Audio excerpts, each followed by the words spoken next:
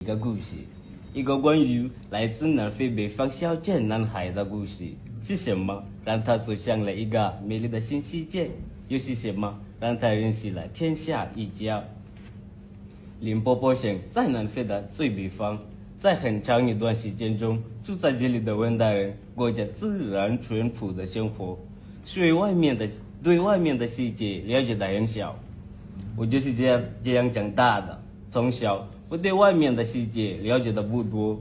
中国在我眼中就是电影中功夫的一角一式。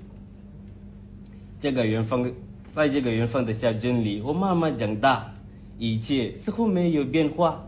对我来说，世界依然还是那个小小的村庄。